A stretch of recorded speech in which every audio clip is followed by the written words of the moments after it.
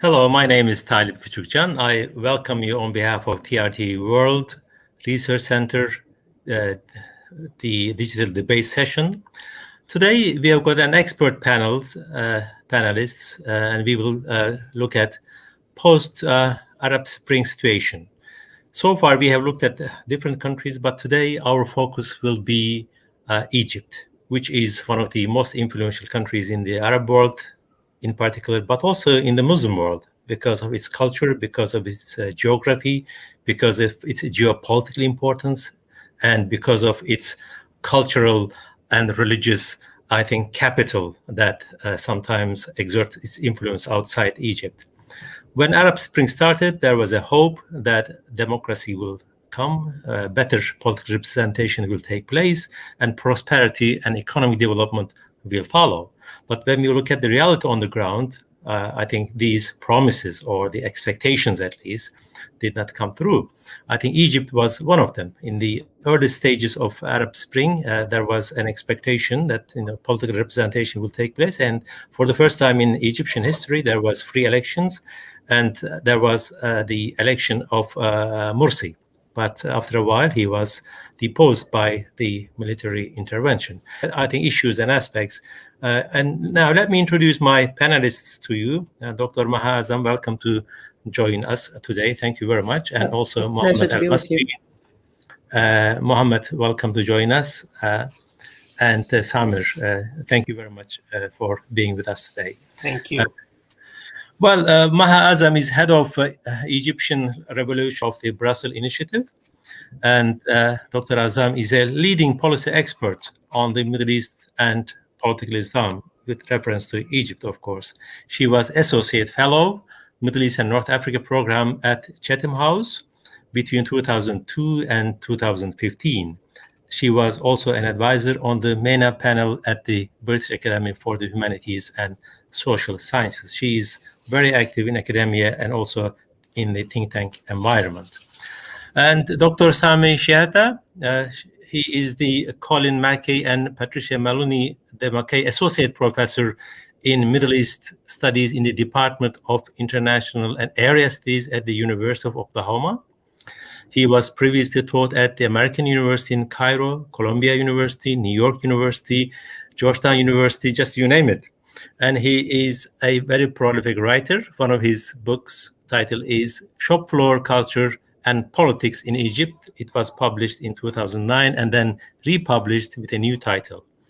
And then he is the editor of Islamist Politics in the Middle East, Movements and Change, that was published in 2012. And he appeared in newspapers, in the media, and he is a very well-known commentator on Middle Eastern affairs. And Mohamed Hamas al-Masri, he is an associate professor in the Media and Cultural Studies program at the Doha Institute for Graduate Studies, and he is an assistant professor in the Department of Communications at the University of North Alabama. And also he had some fellowships and professorships in University of Iowa, and he was also presidential fellow. His PhD dissertation examined constraints on news productions in Egypt.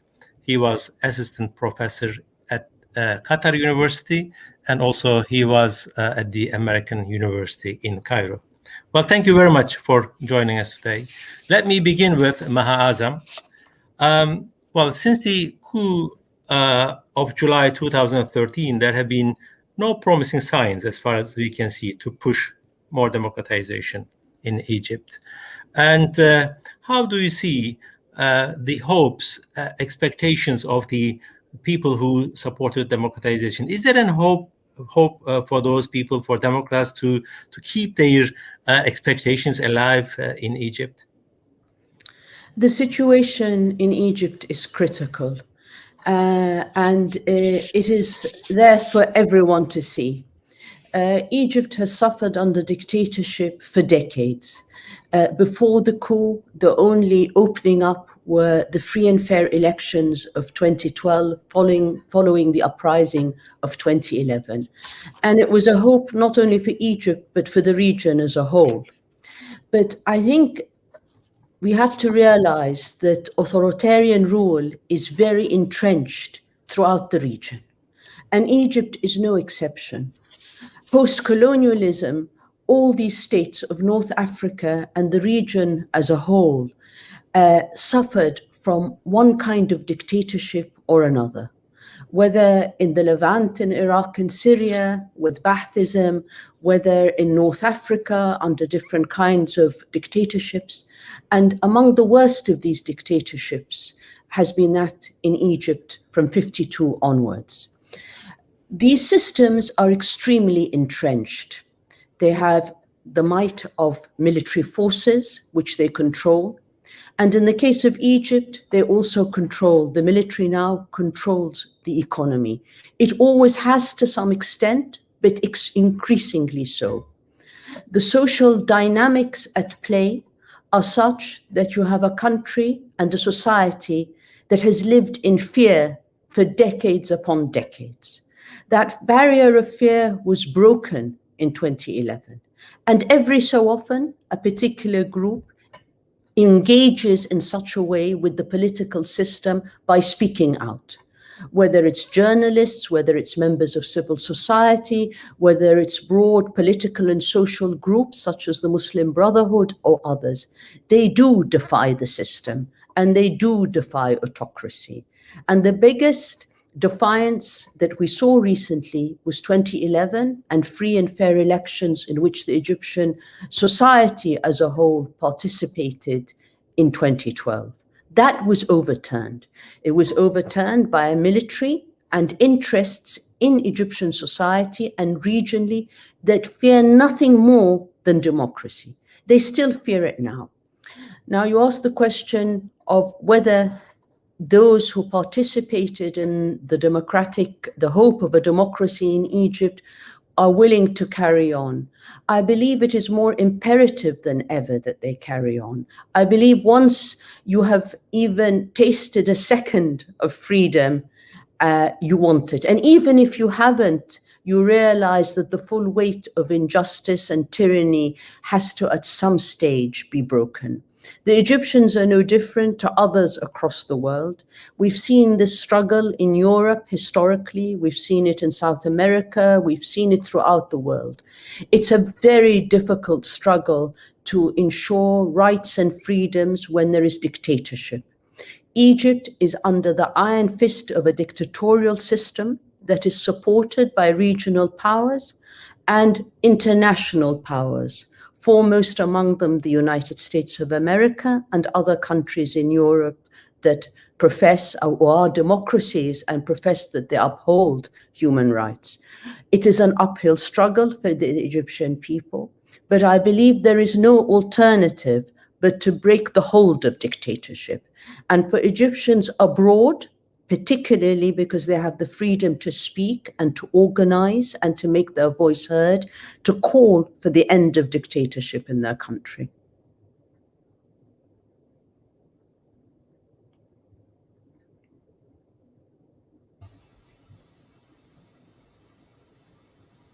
I think you're on mute, Well, Dr. Khalid.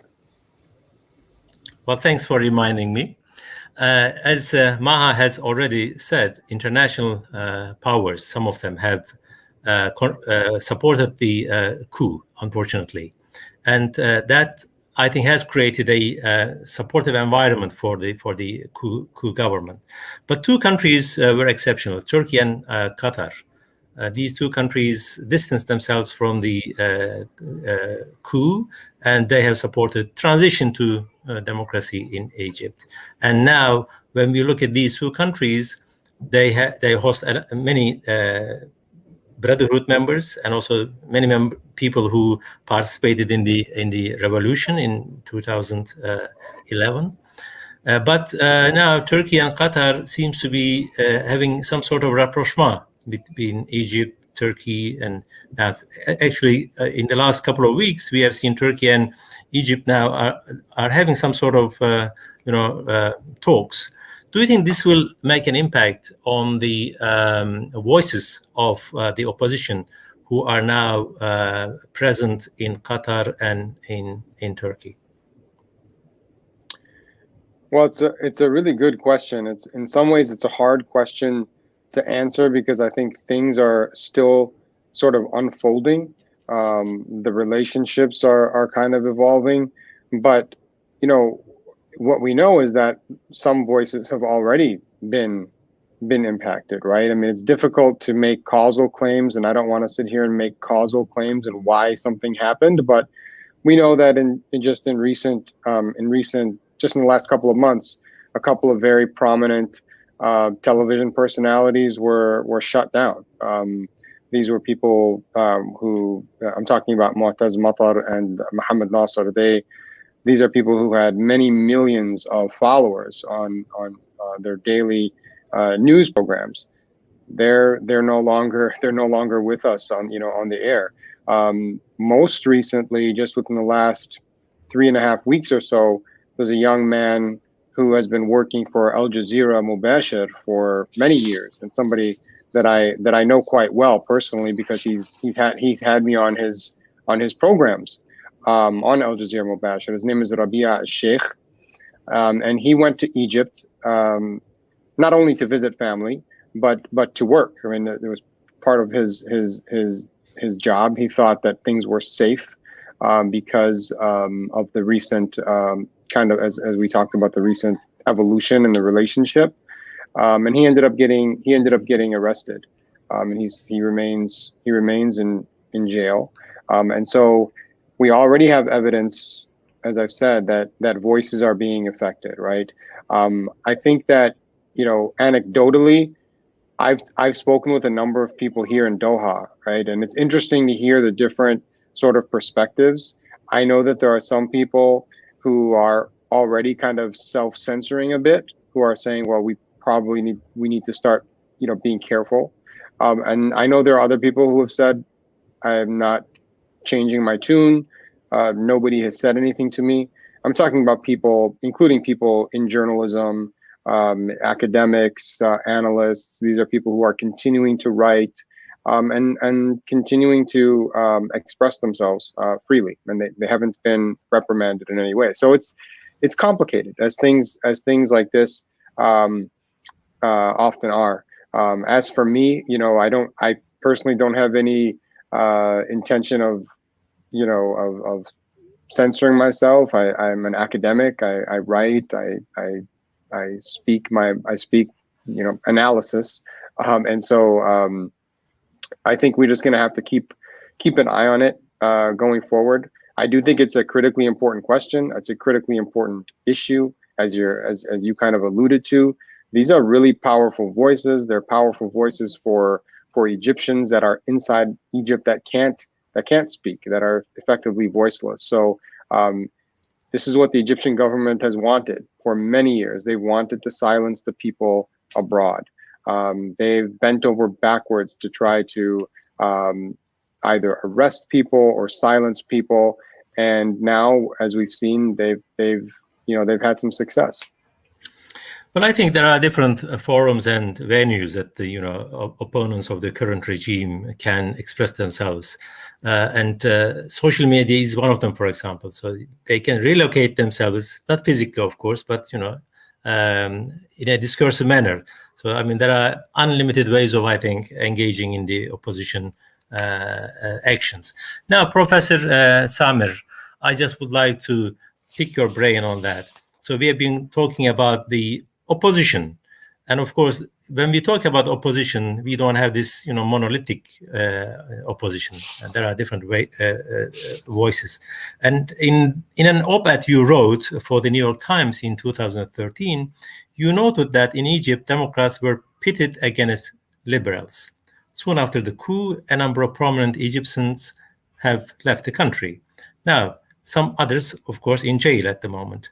When we look at the general scene, more Democrats than liberals have faced that fate or much worse. Are the two camps are bitterly divided, or there are some ways of uniting them because they are fighting for the almost same cause, but they might have different instruments, they might have different mechanisms. But how do you see their relations today? Whether this is a shortcoming, a hurdle for a fight for democracy in Egypt, or how you evaluate the case. So you can turn on your computer. Yeah, okay, Thank you.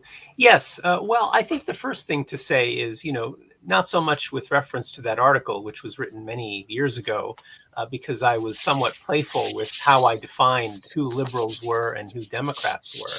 But the point that you make is a very good one. And this speaks to, in some sense, the tragedy of Egypt and what happened in 2013 and what's continued to happen. And that is, looking at it from a different perspective, many groups and individuals, prominent and not so prominent, who claim to be liberal and so on, and so turned out not to be liberal. And they turned out to be liberal only if their political interests won, if the political parties that they supported won, and more specifically, if Islamists, if the Muslim Brotherhood did not win. So my point was, really, to some sense, calling out this pseudo-liberalism and oftentimes also a kind of pseudo-secularism that accompanies that. And so genuine liberalism, which has its shortcomings, but is certainly better than authoritarianism, I think we can all agree, really respects the right of others to hold their views and also respects the legitimacy of elections and electoral outcomes, even if one loses. That's critical. And as long as minority rights are guaranteed. So my point was simply that in 2013, those who had lost in the elections, those who were the opponents of the Muslim Brotherhood and so on, claiming to be liberals, were quite willing to end Egypt's democratic experiment or democratic transition and side with the military, along with regional powers, as was rightly said, to support the coup against President Mohamed Morsi in 2013. That was my point. And I think it's a point also we can say more generally about the region that has to some extent do with the kind of, and I don't like these categories so much, secular Islamist divide.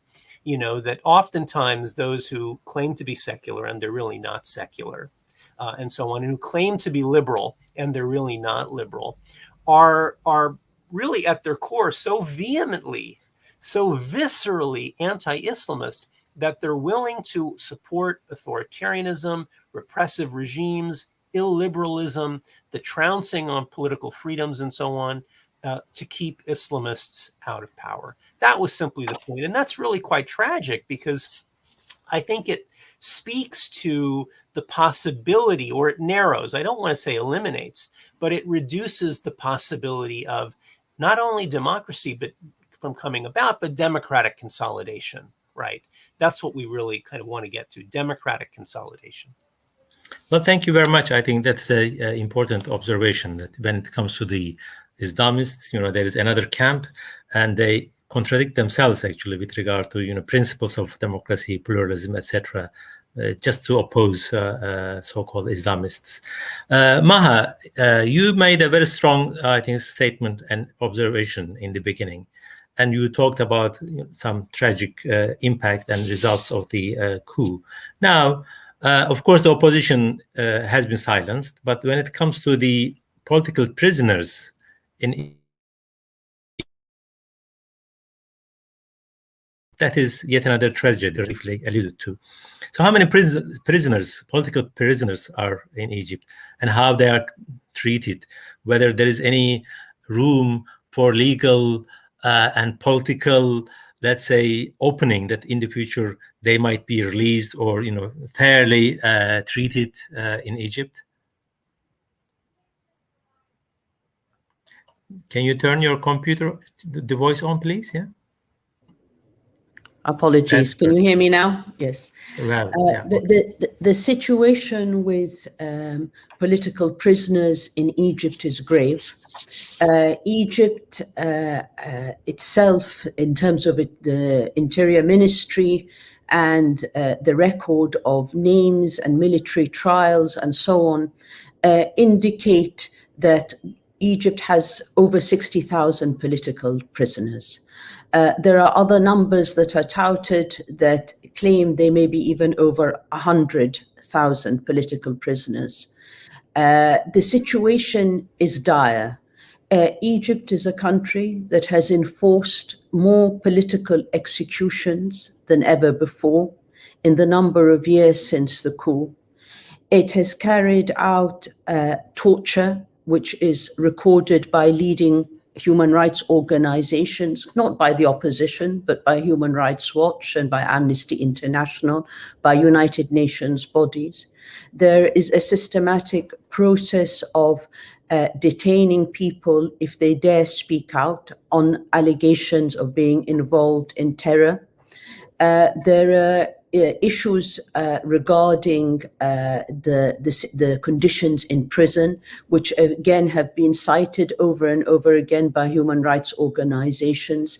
They are inhumane conditions where you have small cells where 6 by 9 feet in which a number of people may be together, or where they are in solitary confinement, where detainees have died because of medical negligence, which again is systematic. We have had the death of the president, the elected president, Dr. Mohamed Morsi, who collapsed in prison, a man who had diabetes and other ailments and was denied medical care. And others, members of parliament, young people, and others who have died in prison. We have a situation where there are political disappearances. Egypt is among the worst in the world in terms of disappearances. And the list goes on and on. Egypt is a country in which the dictator there and the security forces function with impunity.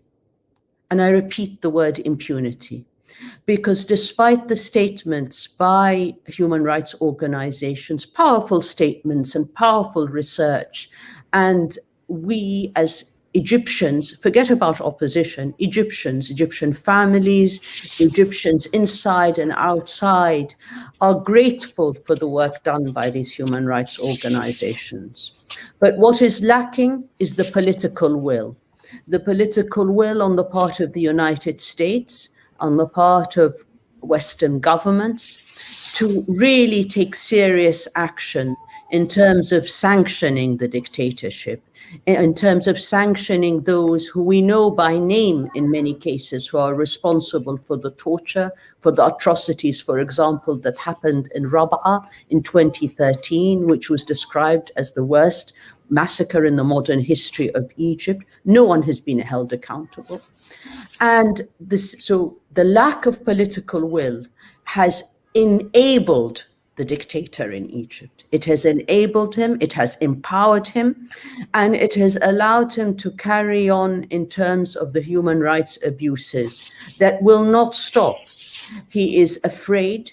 He knows if he opens the door ever so slightly to political freedoms, that the consequences might be that the dictatorship itself will begin to crumble.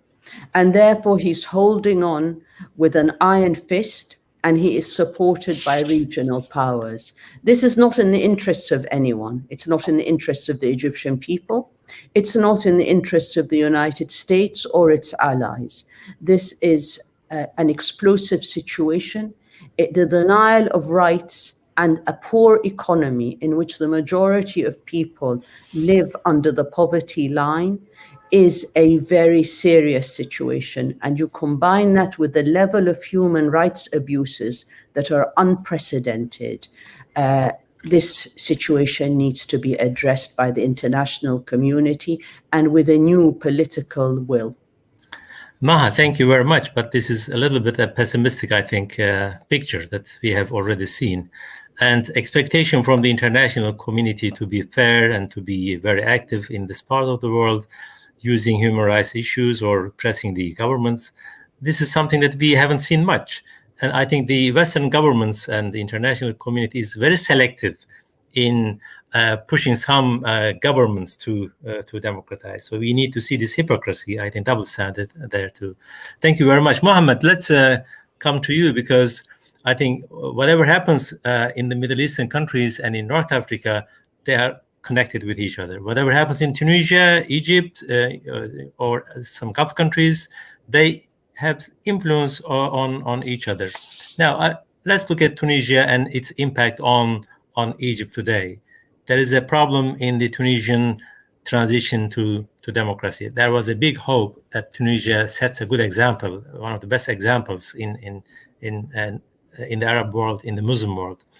But now we see that President Qais Said, grabbed the power. So there was sort of, coup attempt or coup, and now people are turning.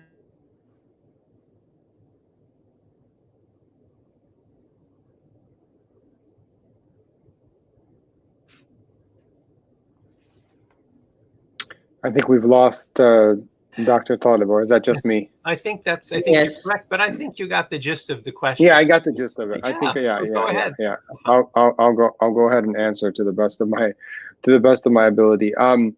What I would say is that there are some Egyptians who are quite happy with what has happened in Tunisia recently, and some Egyptians who are unhappy. And what I want to talk about briefly is sort of the extent to which Egyptian society is polarized, right? And we see that that polarization play itself out in so many different ways. One of the things that bothers me about the discussion of the Egyptian public opinion landscape is it's often suggested that in 2013, the masses of Egyptians, the overwhelming majority of Egyptians, took to the streets to protest against Mohamed Morsi, and so it was really this popular uprising. This has been published in Arabic, it's been published in English, it's been repeated ad nauseum. It's in the media, and it's also in some of the, I think, poor scholarship. You see things like Ashab, right? The nation protested against Morsi, right? But I'm an empiricist, I'm a social scientist, I like numbers. And what we know is that there were a pair of scientific opinion polls done right around the time of the coup, right after the coup. One by Pew and one by Zogby Research Associates. Both of these are American scientific polling organizations, right? And in both polls, we find that Egyptian society is split. They're effectively split down the middle on the issue of the coup, on Morsi versus Sisi, but you get none of this empirical data. You get none of this reality in the media reports, certainly not in Egypt, right? And even it's absent in some of the scholarly reports. Well, how is all of this relevant to what you're asking me about Tunisia? I say all of that to paint the picture of the public opinion landscape and to show that there are Egyptians, undoubtedly, call them the pro-democracy camp, if you will, right? If we want to use that turn of phrase, the pro-democracy camp, they are not happy with what has taken place in Tunisia.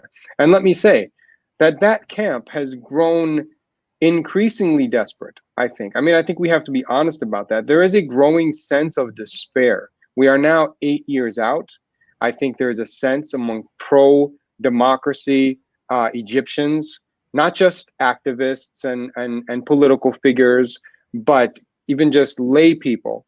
There is a sense that the Arab Spring and the Egyptian part of the Arab Spring, as great as it was and as much potential as it offered, that it has failed, that it has been stolen, and that we've gone perhaps one step forward, but then 2 or 3 steps backwards, because the Sisi era, this current era, is actually significantly worse than anything that we saw during the Mubarak period. And I say this as somebody who's deeply critical of the late President Hosni Mubarak. I did my PhD during the Mubarak period, and my PhD, which is actually right behind me here on my bookshelf, is very critical of that presidency, and both in terms of politics and media and journalism.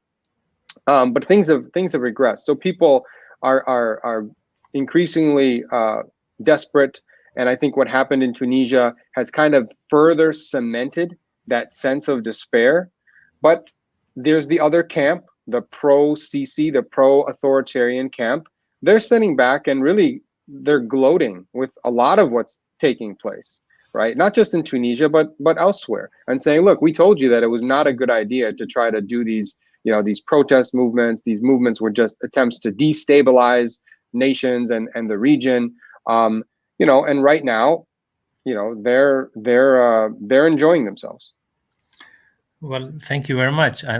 I think what I see from what you have said, and also from what Maha said, the hopes are, disappearing. I mean, as far as the forces of democracy is concerned, and of course, as everybody notes here, I think there should be some external pressure. Professor Samer, you are in Washington D.C. I think you can observe the position of the U.S. Is there any willingness on the part of Biden administration? Because when he was, I think, campaigning, he time to time made references to democratization. But since he came to power, we haven't seen much. Do you think that he will put pressure on the government to democratize? Or I'm afraid I'm just to rephrase it. Is America willing? Or is America not able to do that? And also, of course, the Arab-Israeli negotiations or talks, to what extent this also influenced American decision? Sure. Well, thank you. I'm afraid I'm going to be both pessimistic about that as well as critical. But before I address that question, just the question of hope and people giving up hope and so on, that was spoken about earlier, and that both yourself and Dr. Meha and Dr. Mohamed spoke so eloquently about. I think the point is very well taken, that we are now, as Mohamed mentioned, 8 years after the coup, in which thousands of people died. We think at least 1,000, if not more, and a period that has been the most repressive in Egypt's 20th century history. There's no question about that, really, measured by any metric, whether it's number of political prisoners or press freedoms, and so on. So although that is the case, I think the point that's interesting to make is that while at the individual level, I can understand how people can be less hopeful, quite pessimistic about the future, I think it's also important to note that authoritarian regimes are inherently unstable. And in fact, that the excessive amount of repression and the excessive amount of closing of political space really speaks to that fragility, speaks to that unease, and so on. Just as in 2011, at the very beginning of 2011, no one really could have expected what occurred in late December 2010 in Tunisia, and then beginning on January 25th in Egypt, and so on. We don't know when the next outburst or explosion or protest will take place. But the point that I want to make, 2 points before I get to your question, is that one, authoritarian regimes are inherently unstable, right? They do not have the popular will and support of the population, and therefore they need to rely on repression or producing economic benefits and so on. And that is the tricky situation. That's the first point. The second point is that so that means that we can't give up hope in some sense. At an individual level, the citizen might feel hopeless, but I'm optimistic about the human desire for political freedom and accountability and good governance, and the fact that no one wants to be tortured or arbitrarily detained. That's the first point. With regard to your question directly, unfortunately, I think that the Biden administration, like all previous U.S. administrations, there's nothing really new about this. Maybe what's new is that the candidate Joseph Biden spoke about centering and focusing on and emphasizing human rights and political freedoms and democracy as part of his presidency. And I think That was, of course, in contrast to Donald Trump's open embrace of autocrats, number one. And secondly, as how the United States really views the world right now and its primary focus, which is China and Russia. So as you mentioned, it's quite easy to talk about democracy and human rights when you're talking about adversaries like China and Russia and so on. It's a completely different matter. It shouldn't be, but it's a completely different matter, unfortunately, to talk about human rights when you are dealing with supposed allies, whether it be the treatment of Palestinians by Israel or the situation in Saudi Arabia in terms of women's rights or political freedoms, or in terms of Egypt. So the short answer is, unfortunately, I'm not terribly optimistic about the Biden administration's willingness to really emphasize these issues over the traditional issues that they have focused on, as you mentioned, the continuation of peace between Egypt and Israel, and using Egypt's role and leverage. And the regime has been quite effective at trying to use that role, that is, brokering between the Palestinians and the Israelis, to win points in Washington, right? They've been very effective at doing that and so on. So unfortunately, I don't think we can rely too much on the United States or Western powers. And it's also important to remember, although we should continue to demand that democracies really uphold the principles that they say that they value and cherish, whether that's in London or in Paris or in Washington or elsewhere. But it also needs to be said that really democratic breakthroughs and protests and revolutions and so on have been primarily carried out by the people who live in those societies, right? Despite, interestingly enough, despite the best efforts of states elsewhere, right? And that's what we saw in 2011. Despite the best efforts of the United Arab Emirates and Saudi Arabia to prevent protests from spreading and so on, protests did develop as a result of the actions of Tunisians and Egyptians and Libyans and Yemenis and so on. So apologies for the long-winded answer, but that would be my response to your question. Well, thank you very much, Samir. I think you opened a new window, more optimistic. I think that is something that's quite interesting. Now, Maha, I just would like to talk about a little bit different issue with you, rather than human rights issues. Now, when we look at the post-Arab Spring environment, yes, maybe Tunisia has a relative stability. Egypt has some sort of stability, because if you look at Libya, if you look at Syria, there is a lot of problem. Yemen as well, and there are some people now, they argue that authoritarian stability is much better than having democratization, transition to democracy in the Arab world, in the Middle East, or in the Muslim world. I mean, you can see how essentialism is there. What would be your response to such people arguing that authoritarian stability is better because you don't lose lives? Yes, there might be a little bit, poverty, but at least there is some sort of stability in the country. I mean, what we've seen is a great loss of life across the region under authoritarianism. Even if we move away from Egypt and we see the level of the loss of life in Yemen, in Syria, and elsewhere. So that is testimony to the fact that conflicts that take place at such a level and with such rage at the hands of authoritarian regimes in the 21st century is testimony to the danger of not having accountable government, of not having accountable leaders, of having interference by different states without the people being anything but victims of these regimes. So clearly, I think the counter-argument is stronger against authoritarianism.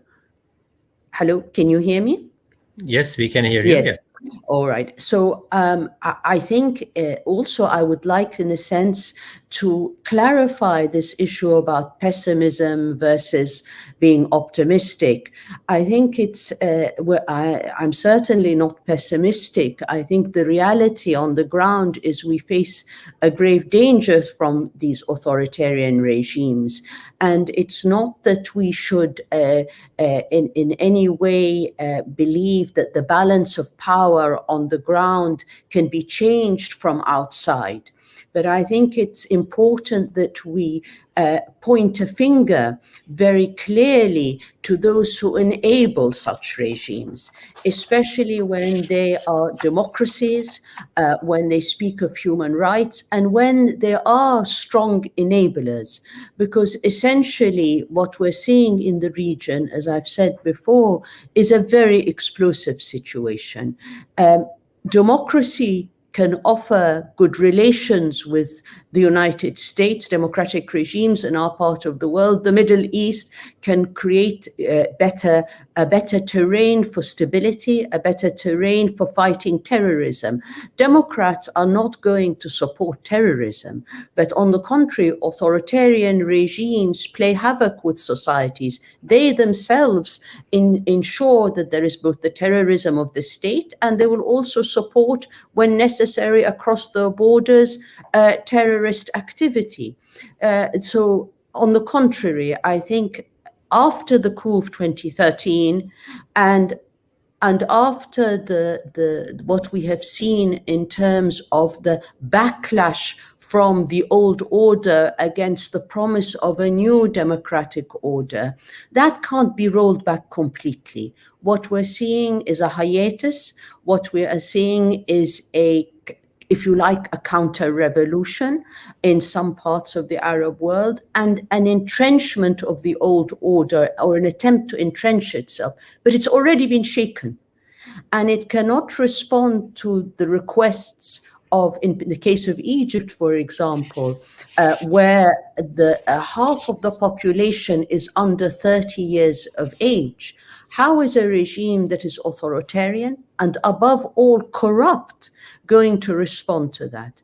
We know full well that the regimes in the Arab world live off the wealth of their nations, and that they survive on corruption, that there is not an equal distribution of wealth by any means. On the contrary, you have a minority that, as I said, live off the wealth of a nation, that cannot hold accountable any of the institutions that are corrupt, or any of the figures that are corrupt. And I therefore think that one of the things that we haven't addressed, but we should always bear in mind, that the Achilles heel, or the point of weakness for many of these regimes, is not only a lack of freedoms, but it is corruption. Corruption can bring down these regimes because essentially they cannot offer their peoples, in the case of Egypt, decent education, decent health service, and a more equitable standard of living that they deserve. Well, thank you very much. Now moving to Mohamed. Mohamed, you wrote your PhD on the media landscape in Egypt years ago. And during the Arab revolutions, including Egypt, of course, the media played a very constructive role and positive role. I mean, promoted the idea of political transition in Egypt, especially the social media. Now, when you look at the current media landscape, what do you see in terms of media freedom, expression of ideas, etc.? Yeah, I mean, well, first of all, I want to point out, because we've mentioned my PhD dissertation twice now, I want to point out that I've published other things. I just don't want people to think that I haven't done anything for the last 12 years. I've actually written quite a bit about Egypt and Egyptian media and other. Actually, I should inform the audience that you have a much longer bio here, but I didn't have time to read all the publications that you have. Otherwise, I have got all your list of your publications. I emphasize that everybody here is on this panel is a prolific writer. Okay. Yeah, I was probably just maybe trying to tell a joke there, but I'm not very funny, so I should probably stop with the comedy. I actually, in some ways, this whole idea of state-owned media and opposition media and privately owned media, in some ways, all of these categories are rendered meaningless in an authoritarian or quasi-authoritarian society like Egypt's. The fact is that all of the media outlets in Egypt are effectively under the control of the government. The repression of media voices is at an all-time high. I already spoke to this in the response that I gave to your previous question. But you know, Sisi is very paranoid, and so he uses all of the tools that he has to his accessibility to control the media narrative, and that's why we see effectively just a singular media narrative in Egypt. I mean, he has this draconian press law, he has the anti-terror law, he has the new constitution, he has the penal code, and he has this people appointed, you know, where he wants them, right? He has people put in the right places. So it's quite easy for him to control the media narrative. And as soon as somebody steps out of line, I mean, we've seen the response. We've seen the response from the regime to silence voices, to arrest people, to shut people down. So things are really, really bad. I mean, in terms of, if you're asking me about the media landscape, things are they're quite bad. Again, much worse than they were during the Mubarak period, worse than the Sadat period, worse, I think, than the Nasser period for, you know, most of that period. I mean, it's very authoritarian. Nothing is 100%. You know, I always tell my students, we think about authoritarianism and liberalism as being on a sort of a continuum, but Egypt is, you know, is really flirting with being an authoritarian society. And it's really remarkable in some ways, because it's hard to be an authoritarian in this era of, you know, Facebook and social media and plethora of media outlets, you know, the satellite dish. It's really difficult to do. It's difficult to pull off. But they've been able to play it fairly successfully, at least inside of Egypt. And I think it's one of the tragedies of the 2013 coup, because, you know, if you think back to 2012, and for all the criticisms of the Morsi administration, there had never been such a vibrant debate in Egyptian society. I mean, you turn on the television, you open the newspapers, and you could pretty much say whatever you wanted to say. And in some ways, I've actually made this argument that, believe it or not, even saying this as a media scholar, things were arguably too free. You know, there were things being said in 2012 and 2013 that wouldn't be allowed in the United States. You cannot go on television in the United States and literally call for the military to intervene to overthrow the president. You can't do that. There are laws on the books, and so it's just been a tragic turn. And I want to be clear also when I say that there's growing despair, you know, since that has been touched on now and explained eloquently in more detail by Dr. Samer and Dr. Meha. I don't mean to suggest that it's over for Egypt or anything like that. That's not what I'm saying. I'm saying that there are people who are, you know, increasingly desperate. But I've also written in multiple outlets that I think it's a matter of time before something gives, before something happens again. I don't have a crystal ball. Nobody can make any guarantees. And I certainly am not going to make time predictions. But a lot of Egyptians have been left in the dust. The wealth gap continues to increase. If you look at different poverty measures, poverty has increased despite, you know, some pretty impressive macroeconomic numbers. The average Egyptian is facing a lot of difficulties, and I feel like it's probably a matter of time before there's some kind of an eruption. And as Dr. Samer was saying, and also Dr. Meha, you know, Sisi is deeply paranoid. This is a deeply paranoid man. If you're strong and you're confident, you don't arrest people the minute they put their their hat in the ring for president, right? But that's what he was doing. He was arresting presidential candidates. You don't arrest journalists and media figures for even just mild criticisms. You don't do that. If you're strong and you're confident, you don't go through this tathir, this purification process within the military and within the police forces. If you're not, if you're not deeply paranoid. So I think he understands the threat. I think he understands that he's not very popular. I think he if he didn't understand that, then he wouldn't have banned scientific opinion polling. The kind of which I spoke about earlier with Pew and Zogby. There are no more scientific opinion polls in Egypt. There are no more Western organizations allowed to do these sorts of things. So all of this points to that he's very paranoid. But going back to your question, yeah, unfortunately, we're talking about an authoritarian or quasi-authoritarian media system at the moment. Well, thank you. Samir, Dr. Maha has, I think, alluded to the economy in Egypt, because many people would expect prosperity, wealth, increase in their income. But she said, the income gap is increasing in Egypt. When you look at the Egyptian economy, when the coup took place, Egypt received billions of dollars from Gulf countries and from other countries in order to keep the regime alive. What is the situation now when you look at the Egyptian economy? Well, it's not a very good picture, I think, if one is being fair or accurate. And certainly it's not a very good picture if one is looking from the perspective of ordinary citizens. And I think this is also a point that, Dr. Mohamed made a moment ago.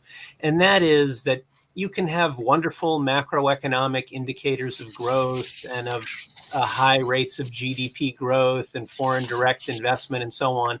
But if people are really struggling, if poverty levels are increasing, if prices are going up and so on, which they are, then as a former Egyptian prime minister once said, without being terribly guarded, you can't eat macroeconomic indicators. Ahmed Nazif said this, and what's fascinating about this is that the period between 2004 and 2011, as Dr. Mohamed indicated, was one of supposedly miraculous economic developments in Egypt.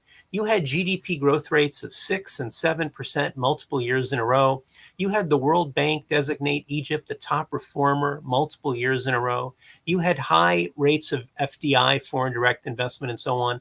But at the level of ordinary life, people were struggling. There was high inflation. The income gap, income inequality was increasing. There was tremendous corruption and so on. And so one couldn't see that. It's very sad and unusual that the international financial institutions, the World Bank and the IMF, seem to be falling into the same old problem by focusing only on these macroeconomic indicators, these statistics of neoliberal economic growth, and not looking at how people are experiencing daily life with their limited incomes and increasing prices. So the short answer is, economically, I think from the perspective of ordinary people, things are very, very hard. And they've gotten much more difficult, particularly with the devaluation several years ago, further devaluation of the Egyptian pound.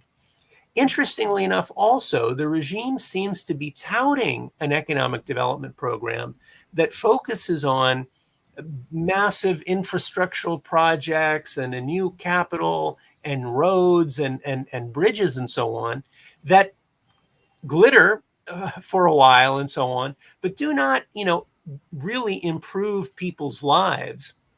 In addition to points that had been made earlier about an increasing role, maybe hegemonic role, of the military in the economy. So economically, Egypt has really always been precarious, right? It's always been quite shaky in terms of its economic situation. And I think that continues. And that's another reason why one never knows what the future will bring and when people will reach their limit. Whether it's with, future subsidy decreases or cases of corruption being exposed or just the price of meat and basic vegetables going up even more. So yes, this is not a case of rapid, economic growth that affects the majority of the population. Quite the opposite. But there is one more thing I would like to ask you, Dr. Samir. The role of the military in economy. I mean, when we look at the Egyptian military and its role in the economic life, you cannot compare with any other country that empowers military, and they don't want to leave the things that they have. How do you see this? I mean, the role of the military in economy and the impact of it on empowerment of this class? Yes, well, some have called it military Inc., right? I mean, the military has now gotten involved in not only the sectors of economic life that maybe one might think that they would get involved in, like infrastructure, but also in fruit and vegetable production, other small types of things. And so, this has, we believe, negative economic consequences in terms of competition, free enterprise, small businesses, and so on. And you're right that certainly empowers the military as an institution and makes it much less willing to think of possibly giving up power, which would also mean giving up economic benefits. There are other cases, whether it's Pakistan, where the military has played a significant role in the economy, maybe none more so than Egypt today. But yes, it's certainly, I think, not good even if one believes in free market principles and neoliberal economics on the manner of the international financial institutions like the World Bank and the IMF. Well, thank you, Maha. We have started with you, and now we are running out of time. Almost for an hour we have been discussing. Let's finish with you. I will start with such question. As I said in the beginning, Qatar and Turkey now are having some sort of rapprochement with Egypt. And of course, these two countries were different compared to the other countries when it comes to supporting the Egyptian regime, the current regime. What would be the role that Turkey and Qatar can play constructively in the transition in Egypt, or demands by the Egyptian people? Because when you have got hostility with a country, your influence is very limited. Do you think Turkey and Qatar can make any contribution? Do you think there's a room for this? I think there is always room for regional players to impact on their partners, whether it be in the portfolio of human rights or whether it be in common interests regarding the region. But let me say this. The struggle in Egypt and elsewhere in the Arab world is a struggle to do with the peoples of the region themselves. They need allies. Of course, they need allies. They need regional allies and they need international allies. But there needs to be a realization on the part of states in the region and internationally to what I alluded to earlier. It is not in the interests of anyone to aid or abet or to turn a blind eye to repression or to facilitate dictatorship. This is not about interfering in the internal affairs of another state. The issue is that the outside powers have actually colluded with and empowered dictatorship. That is not the case with Turkey or with Qatar. But there is an opportunity now for them to play perhaps a more important role that is much needed, and that is to be enablers of the rights of peoples in the region more broadly, and to know full well that unless there is opening up in the region and respect for rights, and I'm not talking rhetoric here, respect for rights and respect for a really needed reappraisal of where the region is going, then the whole region will be in trouble. We cannot save political regimes that have enforced terror on their people. Sooner or later, they will collapse. Sooner or later, they will collapse. And that is the optimistic note that I put forward now. It is a matter of time. And it depends whether some regional states, whether it be Turkey or Qatar or some international states, want to rethink and reappraise where, as I said, the region is going, where it should be going, and to decide on which side of history they want to be. But history will move in the direction, not always easily, not always in the way we want it to move. And at the moment, yes, there are enormous challenges for the peoples of the region. But we're talking about minorities that do have support. Let us not deny that. They have the support within their countries from corrupt elites, and also from within a society, members of society that are impoverished but really don't know what to do, and from regional states that want to ensure the status quo continues. But that status quo is dangerous. It is dangerous for those honest brokers that in the countries of the region, and it is dangerous for the international community if it is seeking stability. Stability from these regimes is it is not a real stability. It is the stability of the power of the tank and the power of terror. And we are against that kind of terrorizing of society, and we will fight against it. And I think all countries who believe in democracy, all governments who believe in democracy, and all citizens of these countries who believe in democracy should be saying no to the dictatorship in Egypt. Well, thank you very much. With that important observation, we come to the end of our panel. I would like to thank all of you for joining me today on behalf of TRT World Digital Debates. Dr. Maha Azam, Dr. Samir Shiata, and Dr. Mohamed Al-Masri. Thank you very much for joining us today, and goodbye to our audience. See you later. Thank you. Thank you very much. Thanks. Okay.